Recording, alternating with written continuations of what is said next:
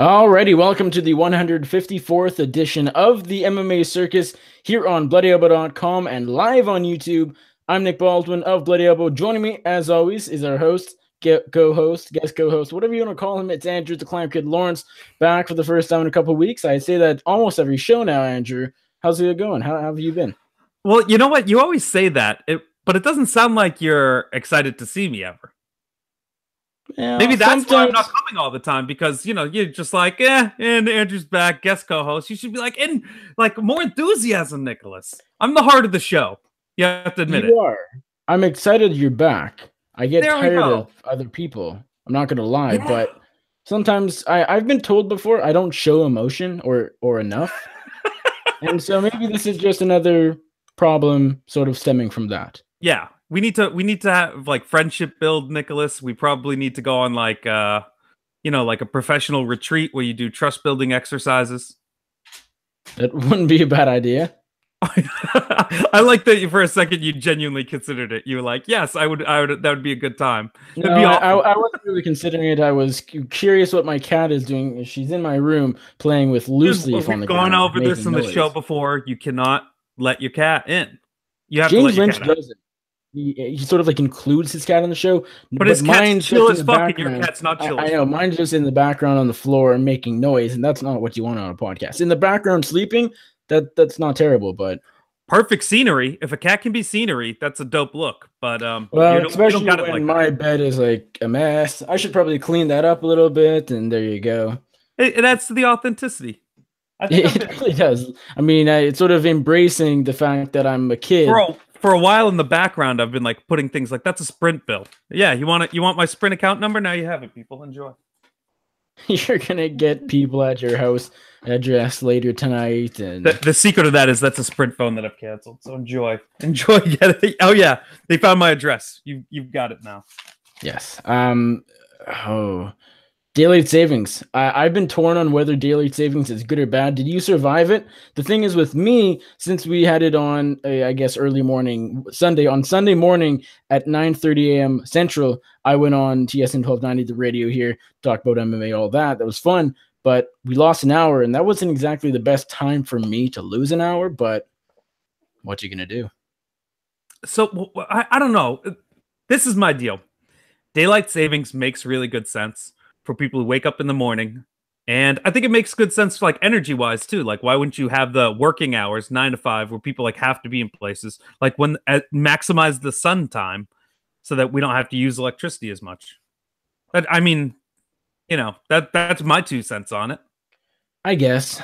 Sometimes I find daylight savings. How struggling is it that you lost 1 extra hour of sleep? No, it really isn't. It's not a big deal.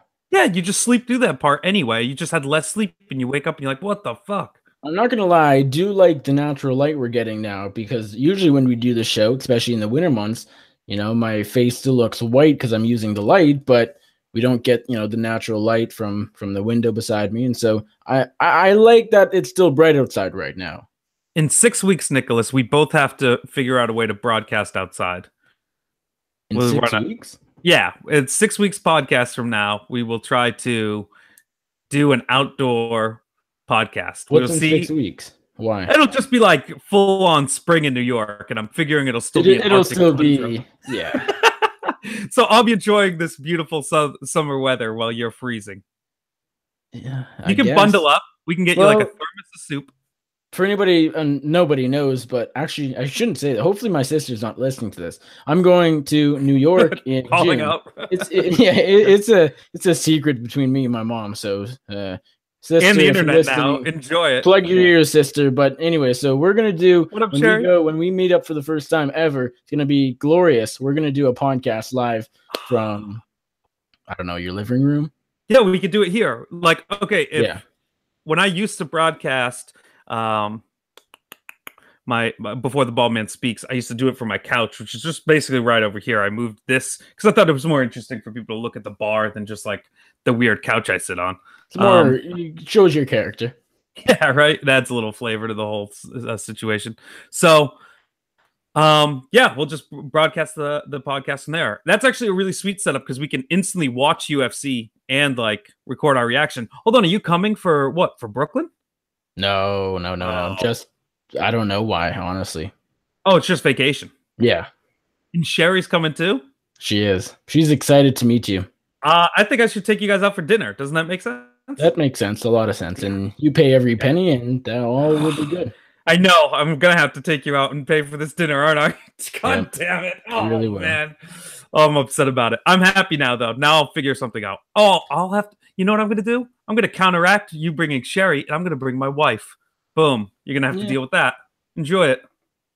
But you also pay for her, so all will be good. All will have to be good.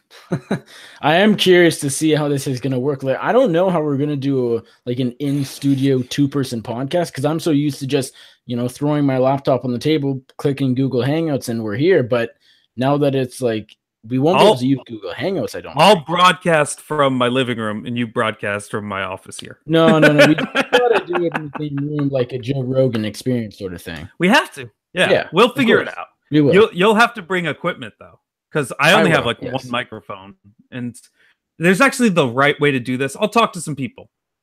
You're gonna have to bring my equipment anyways, because I'll probably actually be flying right from New York to Vegas to cover Stipe versus DC.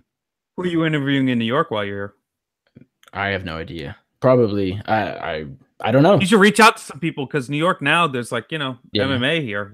Yeah. Okay. Enough talking about our behind the scenes conversations that no one's all that interested in. Well, honestly, it's a fine thing to talk about because right now there is not shit going on. There's shit going on. So with that in mind, what's the weather in Brooklyn, New York like? We've had 2 snowstorms. Luckily, I ducked out to Florida and missed one of the snowstorms. I actually landed one last weekend. Last week? Yeah, well, last week. I did like a weekend through a couple days of last week. And today there was a snowstorm. But it's so weird weather in New York. Like it snowed today and none of it stuck and it's all melted when I commuted home. Well, that's not terrible. The snowstorm we had a weekend ago or so, a lot of the snow's gone. So we're sort of in the same boat. It's getting warm here in Winnipeg. There's it's not dark. There's no snow in Winnipeg? No, there's definitely snow. There's still enough, but the weather's nice, the temperature's nice. It feels a bit like spring. Yeah, I'm feeling spring mentally, if not the reality. I think it's supposed to snow again on Thursday, but it's all this like weak snow. When it snows and it's like 35 degrees out, that kind of snow. Yeah, that's what we're experiencing in New York right now. It's the last depressing of a winter. I say it feels like spring. It still is 31 degrees Fahrenheit, though. Oh, Fahrenheit. Okay, that's Okay, that's terrible. That's freezing, isn't it? Yeah, feels like 17. Okay. Well, there you go, nice Winnipeg, the beautiful plains of Arctic Canada. That is right. Well, I guess we should talk a little MMA. Yeah, let's talk a little bit. We have a card. It's on Saturday early. Are you happy about early cards? Do you like the idea of early cards? Early cards are good. I don't want them every week though. Like if it was every card is early or every card is at the regular time, I'm taking the regular time because I like doing stuff during the day more so than at night, to be honest. And so, see, I'm the opposite. I think most people are. Most people are. I can make my schedule like that. The thing I have to do Saturday during the day, this card, and still go out that evening. No, definitely. I mean, it really people depends. Like, you can run. Oh, you have to run errands, and I'm like, yeah, I'm running errands. Whatever. That's a good excuse. This ends at I think 7 o'clock, which is perfect for me. I'll be missing most of it though. I'll be in Toronto. Okay. So there's no Fight Pass in Toronto. Do I want to be, because I won't be on Wi-Fi, I'll be on data. Do I want to be using, watching live streaming videos takes a lot of data. I can't be using my data, man. Jerry Baldwin won't be happy with me. There's no Wi-Fi wherever you're staying. You're staying in an internet desert. I won't be staying where I'll be driving and just on the road. I'm disappointed. Is it like a vacation thing? This is all like a personal podcast about you now. It's an 8-hour layover. It's an 8-hour layover? What? An 8-hour layover. Oh, I cannot understand Canadian air travel. It is bizarre. Well, then this is the school trip I've told you about. Like that is this Saturday. We go here to Toronto, and I looked at flights just the other day of this same time, same day. we could have left at like, because we're leaving at 7:40 a.m. Central on Saturday. We could have left at like noon and then still gotten Toronto around the same time, It's or still made your layover, and had like 2 hours layover or whatever. It's crazy. I don't. But you understand. save money on that early morning flight. Let's say that again. You save money on the early morning. I guess so. I guess schools are cheap. They're budget traveling children. They're like, pack these kids in here, get us a bulk deal, and they're like, we're going to give you the worst route ever to get there. Tough shit. The only good thing is that the airport's going to have Wi-Fi if you sit there for 5 hours. Here is that usually we'd have to sit it through, but we actually are getting a bus in Toronto, and we're going to go to the CN Tower or something like that. Oh, so that's it's not good. so bad. No, it's good. It's good. All right. Now, let's talk about your sightseeing tour. Is there anything redeemable on this card? I'm going to guess no, because considering as soon as I brought it up, you began to tell me about your class trip to Toronto. So I'm guessing that there's nothing good on this. Yeah, I mean, we could talk about the weather again. We could talk about daylight savings some more. We could, I don't know, talk about our New York trip. We could talk about Vegas trip. We could talk about, I got into Ryerson. I got into journalism school. Oh my God, they're going to allow you to be a journalist. Well, they'll try not to, but we'll see. And who could blame them, really? Nobody, not even myself. Okay, let's talk about Nick Newell. We have to touch on a little MMA. We got to do it, but this isn't the Nick Baldwin show. I love that. That's why you want to crack it. You're like Nick Newell. What's so compelling about the Nick Newell story to you? Let's be honest. Nick Newell, if he is in the UFC one day, he might actually get quite a bit of attention. Of course, he'll get a lot of attention, and I don't know. The problem is what comes about when he gets that attention, because he'll probably beat a lot of like lower level guys, but like there's a certain level of athlete in the UFC, like the elite caliber, that eventually people are going to want to see him fight, that are just going to smoke him, and it's going to be, and then everyone goes, "Oh my God, let's not do this anymore." Don't forget, after Justin Gaethje smoked him, people were like, "Ooh, why did we do that?" Like, there's a lot of like there's a lot of bad feelings about how that fight ended. But Nick Newell doesn't have to be a top 15 fighter. Like, we have to accept that he's just not, and he never probably will be, and that's okay. It's lightweight, the best division in the UFC. Not everybody's top 15, but he's a really good fighter, and he can beat lots of guys we let into the UFC for sure. Yeah, he deserves to be in the UFC, and I fear that he never will get that call because of the fact that he is missing part of his, one of his arms, but he deserves it. Like, I don't know how debatable that is. I guess you could debate that he doesn't, but I don't know where you start. I mean, he's 14-1. He's only lost to Justin Gaethje, one of the best lightweights on the planet, and that was a while ago. He came back after a 2.5-year layoff, looked as good as ever. I don't know how you don't sign him at this point. Plus, if the UFC is smart, and I know that's going out on a limb because the UFC isn't smart most of the time, but if they are, just on occasion, they sign Nick Newell because he does get that media attention. He would get, and I forget who mentioned this, but I totally agree with whoever did say it. He would get a lot of outside MMA media attention. The mainstream audience, they would read about him. It'd be like, hey, this fighter who doesn't have, who has one hand only, he's winning fights, he's a good fighter, check this out, this is amazing stuff. It would, hit big, headlines all over, and that's what the UFC needs at this point. Is he going to be a huge star? Is he going to be Conor McGregor-esque level? Of course not, but even that short, like, the thing is with Nick Newell, it's all short term, because eventually, as you mentioned right off the top, he will have to be, fighting higher level guys, and he will lose, and then the show's over, so to speak. But hop on that short-term, chance while you have it.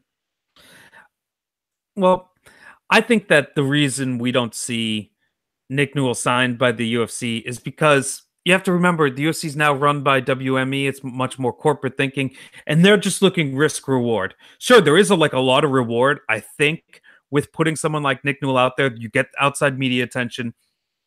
And you're going to get an outside audience and not typical MMA audience, new people engaging into the brand. And that's always a good thing. That's how you get Ronda Rousey's. Like, it's when you're engaging a different audience that adds to. But the risk part of it is once that audience starts being built, and it's not going to build in one fight necessarily. It might take a few. Like, if any anytime a fight goes wrong for it, it almost like blows up instantly. Like I can just imagine them envisioning there being a backlash. I don't think there should be a backlash. I want to make that clear. That's not what I'm saying there, but I'm just saying how I think it would play out. And I think that people are kind of a little sensitive to this, and that's probably how they're looking at it. They're like, yeah, there's some short-term money to be made, but there's also some real negatives. If this goes bad, it goes real bad, or it could go real bad for us. So, because we talked about that mainstream attention, that could go south so quickly. Well, just like, you know, MMA has a way of crystallizing moments of like people's defeat, and like he'll take a brutal shot, and even it could be a shot that anyone would, you know, like it had nothing to do with the fact that, you know, he's missing an arm, but that's such a, you know, a fundamental hole that people could take advantage of, that you're almost like, oh, it's just bound to happen. Yeah, I mean, the thing is, like, I feel like it's all the mainstream audience that, like, the casual fans or you know, the non-MMA fans that see this on CNN or wherever the headline is, and they see this fighter with one arm, and then it starts to get that weird feeling. Should this guy be in the UFC? Probably not. Should he be fighting? Probably not. It's kind of, you know, it's not a great look per se, but I think all the, you know, the MMA fans want it. So, hardcore fans, we don't give a fuck, and that's the best part about it. We're like, yeah, the dude's got one arm, but he is definitely choking people out regularly, and he's just ferocious. The dude, like, he gets over on the fact that, you know, he's disabled by just being an attack. You know, he just puts it on people sometimes, and you know, that's what we like to see. Like, that's purely what fight fans like. And goddamn it, if he doesn't beat nearly anyone that they put in front of him. Have they been real selective over the type of fighters they fight? I imagine so. I think that camp's really sharp and smart, but they can be sharp and smart in the UFC and take on matchups that he could probably win too. And that's really what I'd like him to see. There's so many, like, you know, regional quality 155-pound fighters signed regularly to the UFC.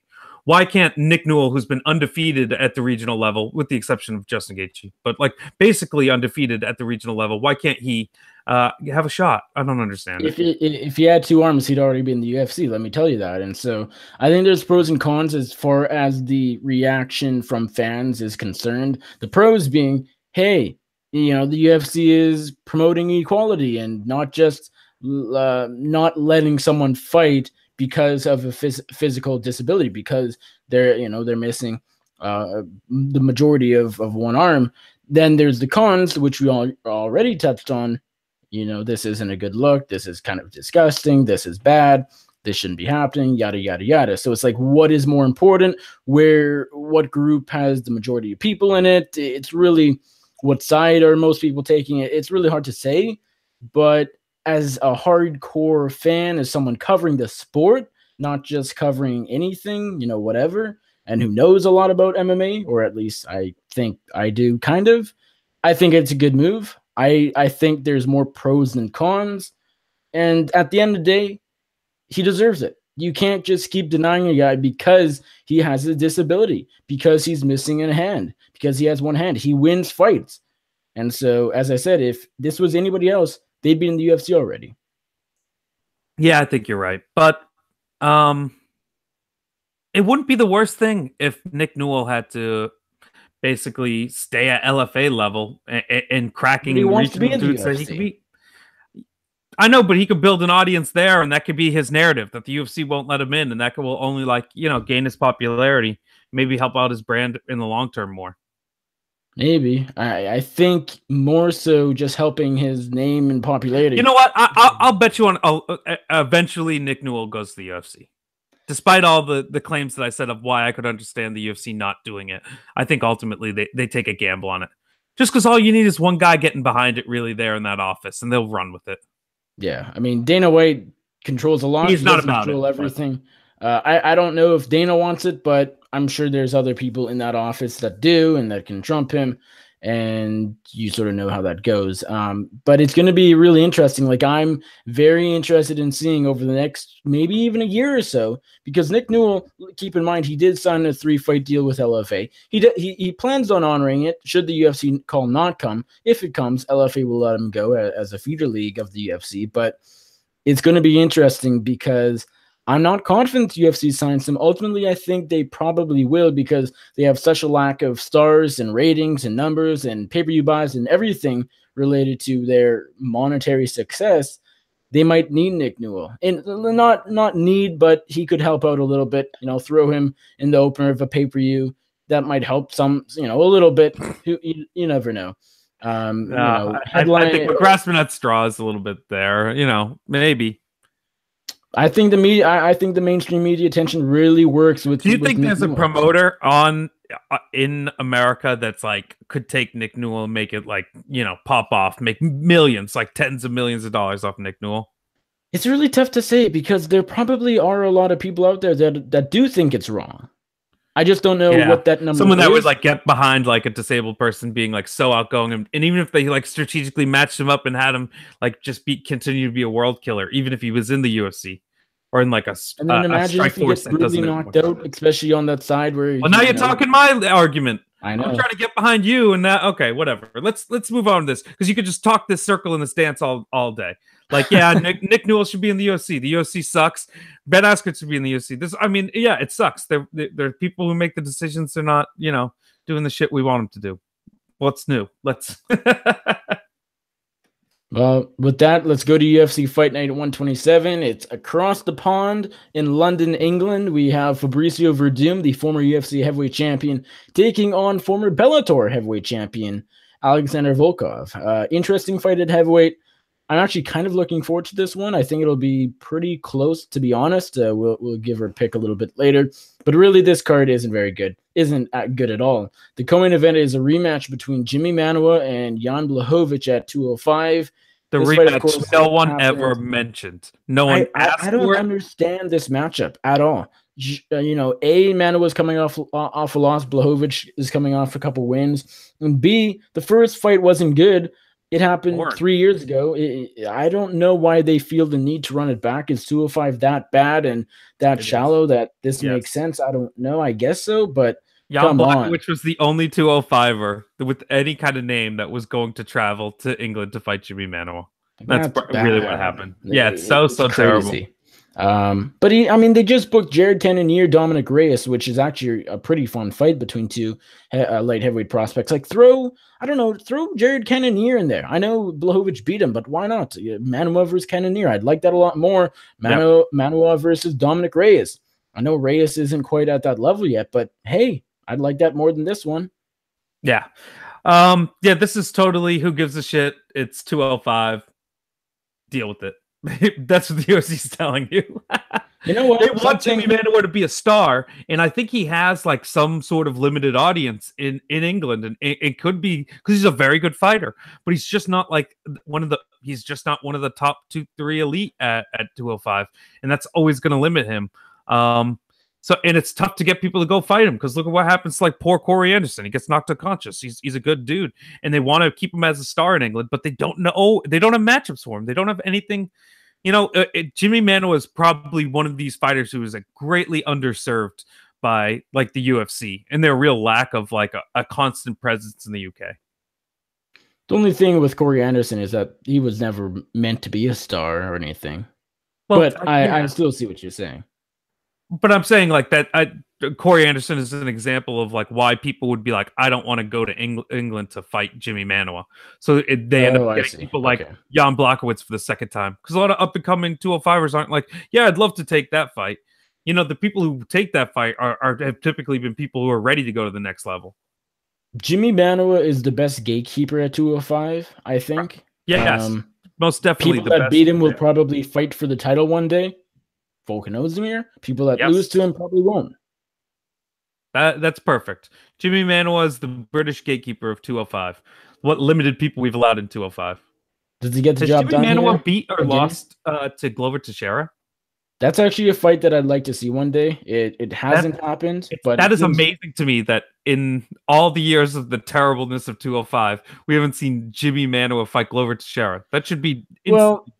I think what's more amazing is sometimes we see these old heavyweights fight, like Andrei Arlovsky versus Stefan. I shouldn't say old because Struve is still young somehow. I don't know how. He's ancient in MMA years. Yeah, Don't worry, I believe you. Like Yeah, it's sometimes you definitely did not watch Stefan Struve's debut in the UFC. Yeah, I mean it's like how did Arlovsky versus Struve never happen before 2 weeks ago?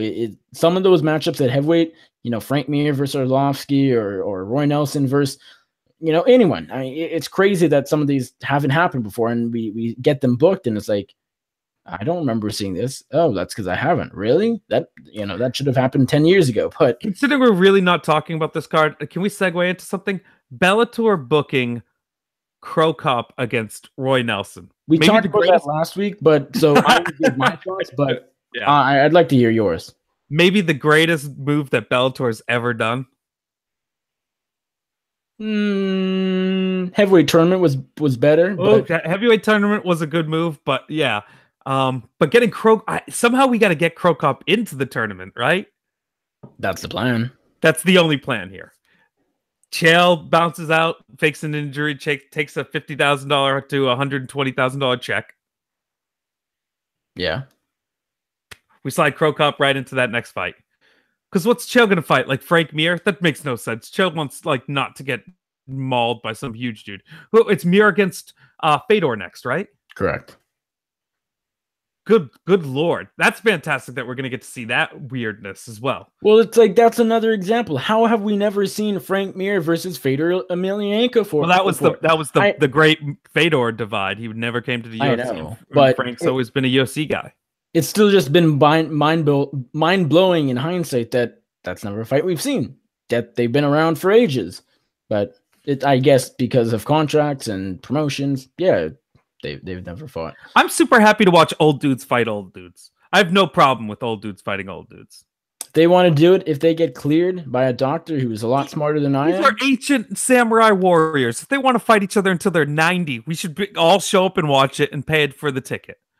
Give the guys their props, We see 80-year-old Frank Mir jacked up on horse steroids against Roy Nelson, who's just still rotund and slinging hammer heat with the right hand. Would you watch that fight?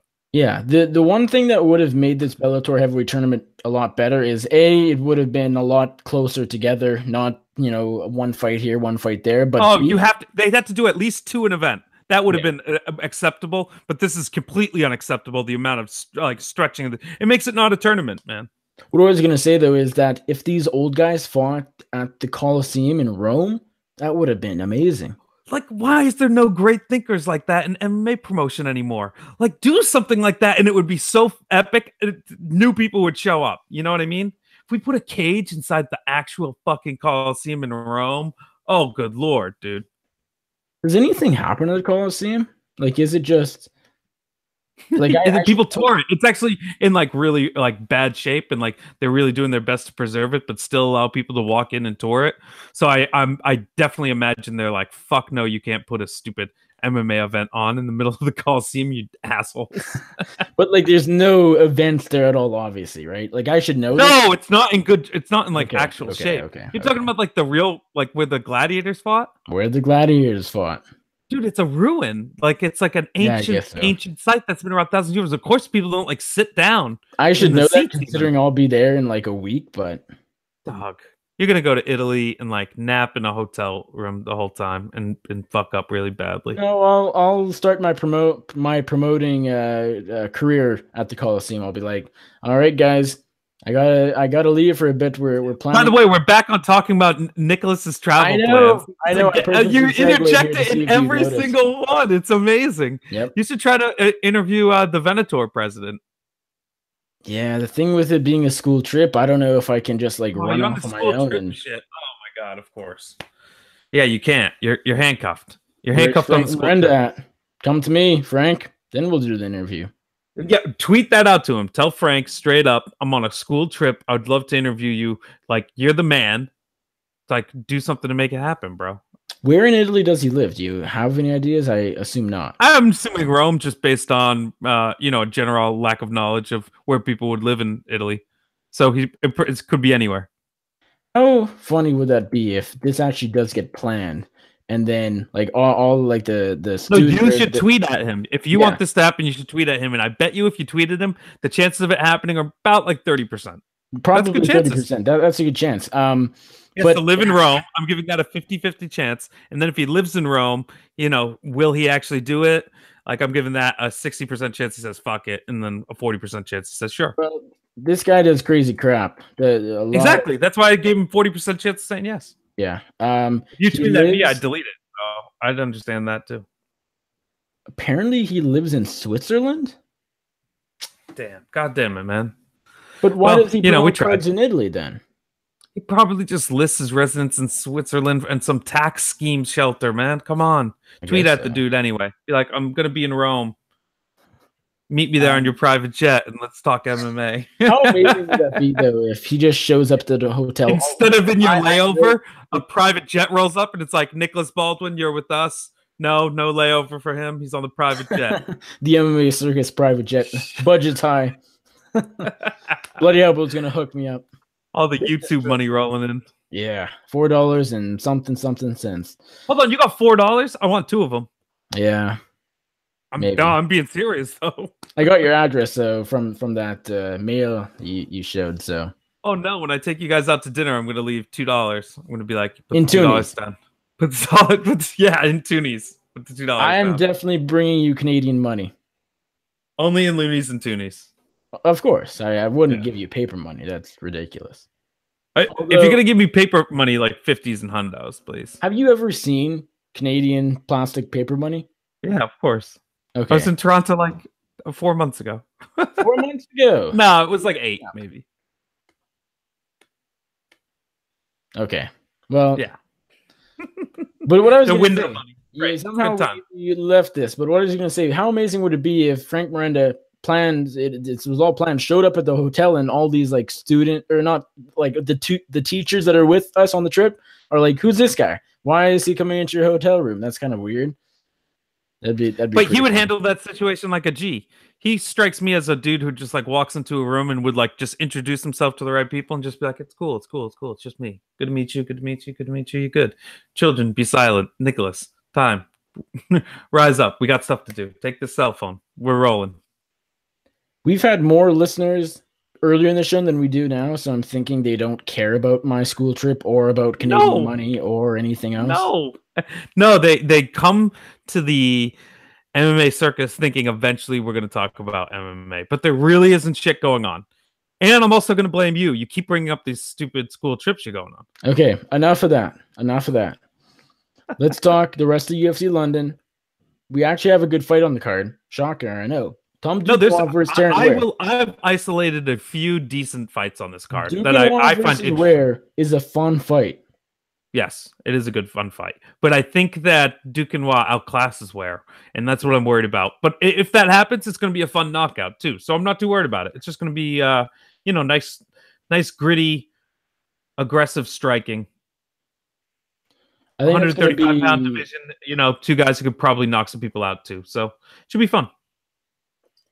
I think that's going to be fight of the night. That's my prediction. I think Duquesnoy will get it done inside the distance, but pretty late on. I think Tyrion Ware won't back down for a long time until just Duquesnoy puts the strikes together too well, too much in high volumes. And it'll get him out of there, but I think it'll go on pretty late into the third round, and I think it'll be the best fight on the card. That doesn't mean a whole lot because, I mean, what other fight here could be fight of the night? Maybe the main event.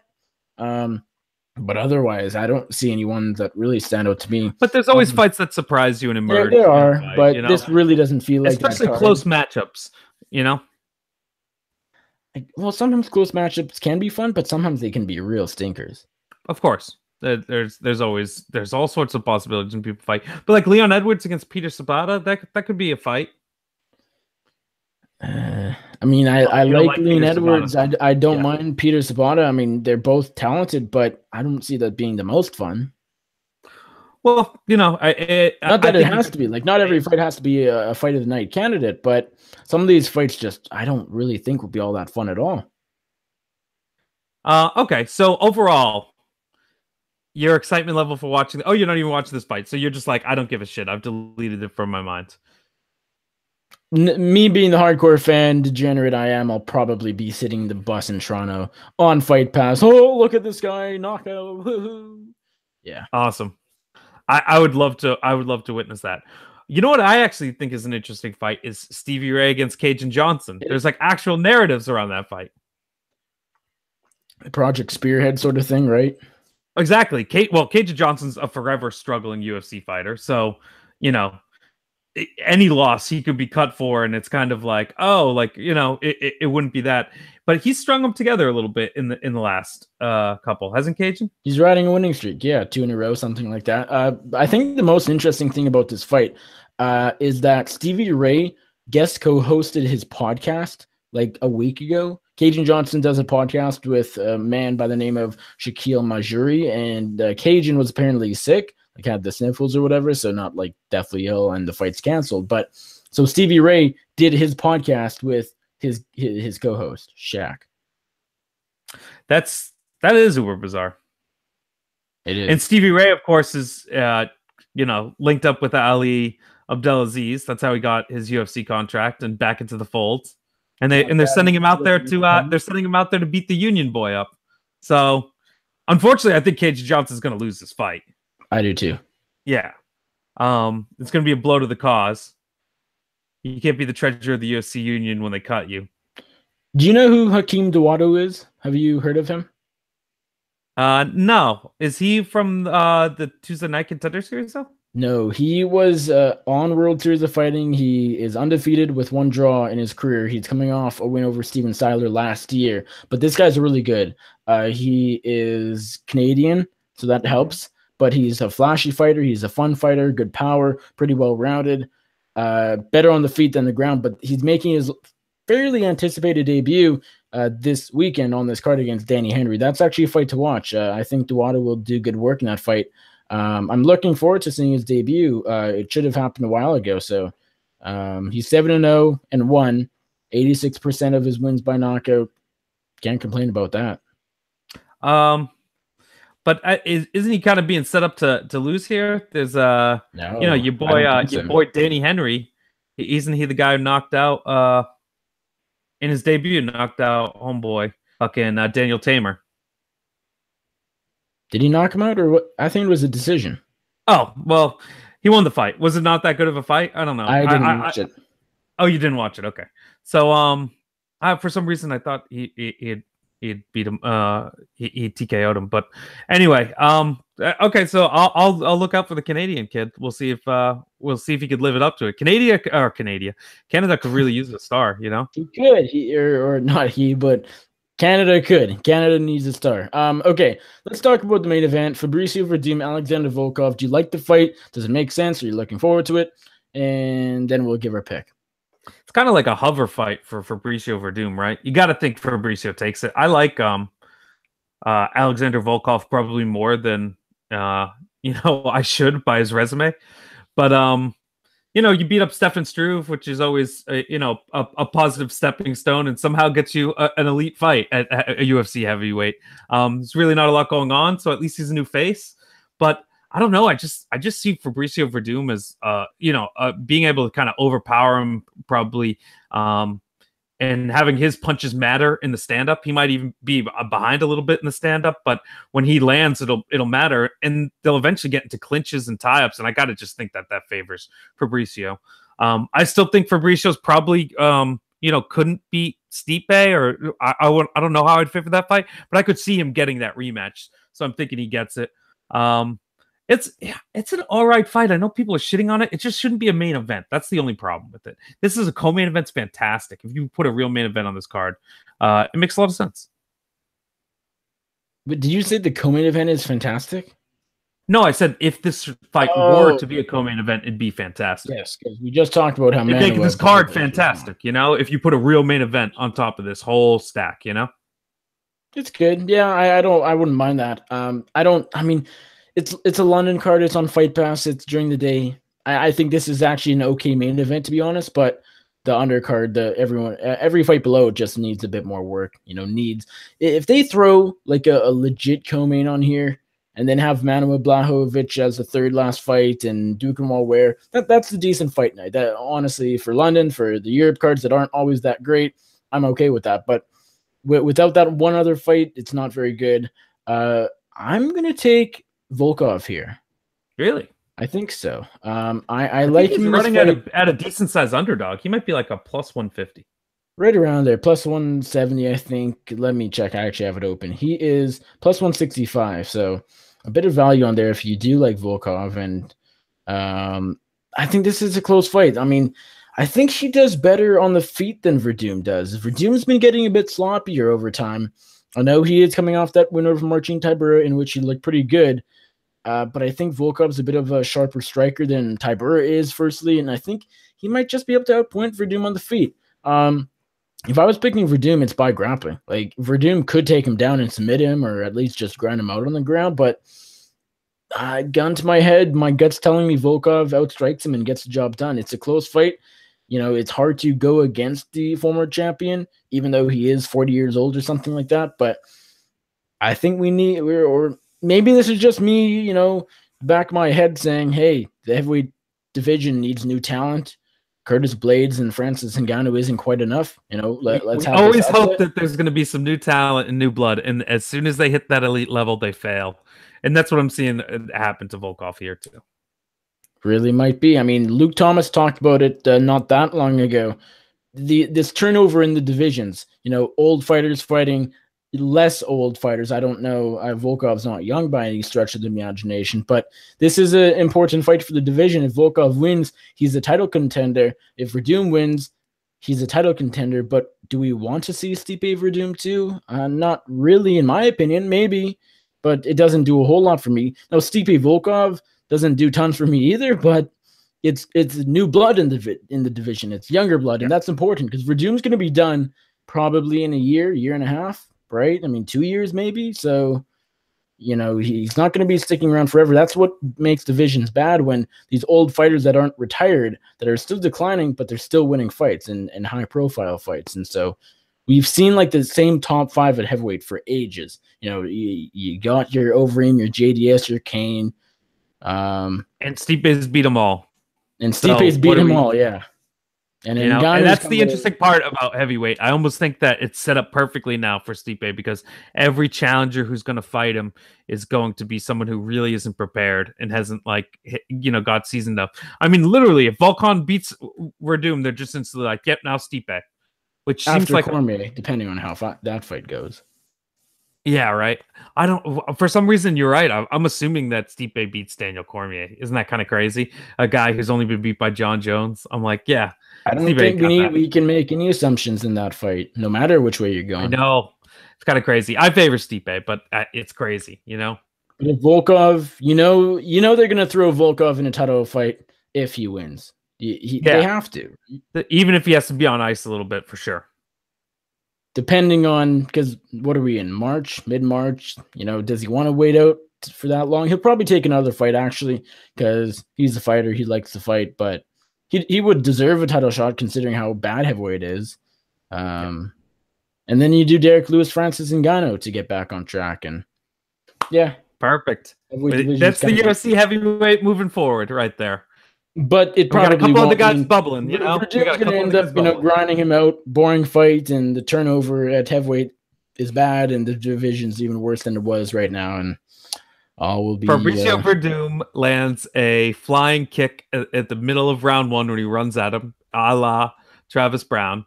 In the ensuing scramble, he jumps for a flying triangle, locks it in, taps Volkan Ozdemir in under 30 seconds. Boom. The heavyweight division goes no. Then goes on to fight Andrei Arlovski. And loses. And then we have that'd be the UFC heavyweight division right there. That's the UFC heavyweight division. That's the fall of the heavyweight division. That's the crumble of it. Okay. Yeah. Let's go on to Gets It Doesn't Get It. I know. Do we have any? No, we don't. Oh, tremendous. Let's think of someone on the spot, maybe. UFC for booking Romero Whittaker too. That was just announced. Super Gets It, right? Yeah, that's a fantastic main event for Chicago in my mind. So I thought that the Yoel Romero knockout of Luke Rockhold still like raises my blood pressure. So yeah, I want to see Yoel fight for the title. The UFC for booking Jean Vellante versus Sam Alvey, considering Alvey, called him out. Yeah, sure, gets it. No, who gives a shit? No one gets it. No one gets it in that whole equation. Not John Vellante, not Smiling Sam Alvey, or the UFC. No one gets it. What about Ronda Rousey basically saying she's not going to fight again? Did you see the headline? Thank God. Yeah, no, she's making money in the whole WWE thing, and like whether people like her or don't like her, they have an opinion on her, and that's all you need to do in wrestling. So she's got it. Don't come back to fighting. Go make money. Here's the great gets it, and sorry we don't have many doesn't get it, and probably none. Joe Rogan for doing Yoel Romero on the experience. The greatest gets it, and also Joey Diaz did it with him, and he's like, "I'll translate." And Joey Diaz was so high, he was like forgetting to translate shit that Yoel was saying. It was so funny. It's amazing. Like he forgot, like he was the only one who understood what he answered, so he just like answer him in English, and you're like, "Dog, we got to know what he asked you," It was hilarious. Doesn't get it would be booking Rashad Evans versus Anthony Smith, because Rashad Evans will probably lose that fight and he needs to retire and get a job. Let the UFC Anthony just needs Smith to pay. Look like a fucking wrecking ball. You can't do that, dude. Can't do that. Nope, you can't. Okay, here's the one that you might be on the fence with, and I can't really answer because I'm not as familiar because he fought a long time ago. Bellator for booking Benson Henderson versus Roger Huerta, whatever. Puerta. Say it again. Huerta. All right. Gets it, doesn't, okay. or doesn't get it. No, come on, dude. This is one of the worst things Bellator's ever done. Somehow they ruined Benson Henderson. Well, maybe that's not their fault, but it kind of happened under their banner. It happened on your watch. You fucked it up. And Roger Huerta, no one should be booking Roger Huerta to fight, dude. That's just insulting. The man's going to get knocked out probably, and it's not going to be fun. All right. We actually have a couple dumb questions. We have a few dumb questions. Hey. Okay. Hit us up. Old man Bob Voss has pulled through. Follow him on Twitter. God. The legend. MMA State of Mind. All right. First one, obviously from old man Bob Voss. He says, how long will CM Punk keep ducking me for UFC 225? Oh, my God. I think that Bob Voss fucks up CM Punk, by the way. Are we in agreement there? You think CM Punk's going to beat Bob Voss? You see how jacked Bob Voss is? Yeah. He's huge. Bob Voss is walking around easy, like 210, maybe 215. He has 2 kids, though. Wakes up Yeah, definitely. But for the camp, we're pulling the kids away. I'm calling up the wife, and we're pulling the kids out. Or throw them in a temporary foster home. No, shit. They can come over here. Like, I'll get, like, nannies for them. With the money we're going to get, that CM Punk money, we got to, hire some... Mickey Gall didn't make that much money for beating CM Punk. Well, he played himself. Yes. Bob Voss is smarter than that, right? Bob Voss got me to be the manager, so we're all good. Bob Voss, we're collecting them checks. Let's do it. Next question, also from Bob Voss. He says, why has Andrew Lawrence not done a hypothetical day in the life piece on Latifi for MiddleEasy.com? That's a great idea, and maybe I'll do it. But everything anyone suggests me to do, I instantly kind of don't want to do it. So, because you want to come up with your own ideas. Of course. Now I feel like you're playing me. By the way, gets it. We're going in reverse, but gets it all the way to Ilir Latifi for wanting to do a Steve Irwin wildlife show. That would be the best thing I've ever seen on television. Television sucks, but that doesn't suck. That is amazing. Well, here's the thing. Where he's backwards in thinking is that this has to be on television. This was made for the internet. No, he never said TV. I was just saying to make it easy. Or I could see on Netflix picking this up. Imagine if you got fucking Ilir Latifi riding a rhinoceros somehow. I don't know how we're doing it. I don't know if people are training rhinoceroses, domesticating. I don't know what the deal is. I don't know if we need CGI involved in this. Ilir Latifi riding a rhinoceros. People are going to click that. You see that on your Netflix screen when you're like, boom, there's Planet Earth, there's Blue Planet, there's Wild China, there's Ilir Latifi riding a rhinoceros. You're clicking that shit. Of course you are. The only downside to this whole idea is that it'll probably end up on Fight Pass, and it deserves a way bigger audience than Fight Passes. No, trust me, if the UFC could sell that content to anyone outside of the Fight Pass audience, they will. They might make it exclusive on Fight Pass for like 5 days. Maybe. Yeah, That's probably no, a trust smart me. When move, right? YouTube Red comes calling, they're gonna sell that out in a heartbeat. What is YouTube Red? I know Chuck Liddell was on Ultimate Expedition, and that was on YouTube Red. Is that like what exactly is it? It's paying for YouTube. That sucks. I don't want to pay more Yeah. money. So there's certain content that you can only get if you pay for it. I Like hope that anything someone you pay for, I you hope that get someone something when you bought pay it and for it. ripped it and then put it up on YouTube. Yeah. Although I still probably wouldn't watch. Sorry, Chuck. Okay, last question from Bob Voss, and the last dumb question of the show. He says, will Werdum do one of the following in his victory speech after UFC London? A gay slur, B, mock Colby Covington, or C, Likely. all of the above? I go see all of the above, but when he mocks Kobe Covington, he'll probably do it in like a clever way that like just kind of subtly addresses it. Like maybe he'll make a boomerang reference or something like that. He'll But yeah, probably call Colby definitely Covington a lesbian. That, yeah, That's probably what's going to happen. When you said that, you're like, that's outrageous, but it's totally plausible. No, I didn't say it as if it was outrageous. I said it as a legitimate Well, no, that prediction. was my first reaction. I was like, oh, that's such a ludicrous statement. But now that I marinated on it for about 5 seconds, I was like, you can see Fabricio doing that. Although, did he say anything after the his last fight against Tybura in Sydney? Because that was when all that happened, and so I don't. I guess he never did say anything about Covington, or else I'd remember it. So maybe he won't say anything. Maybe Abdelaziz is in his ear saying, "Hey, I know it's the end of the show, but let's close on this. What's your overall impression of Fabricio Werdum? Like one of the best heavyweights of all time. Like he's in there. He's beaten legends. He's got a great career. But like, do you like Fabricio Werdum? Are you excited to watch Fabricio Werdum fight? It's weird. I mean, as far as the excitement level, like he feels like even though he's been a UFC heavyweight champion, there's been way greater heavyweights in the UFC. I don't think that's inaccurate, right? Even though he's done really well.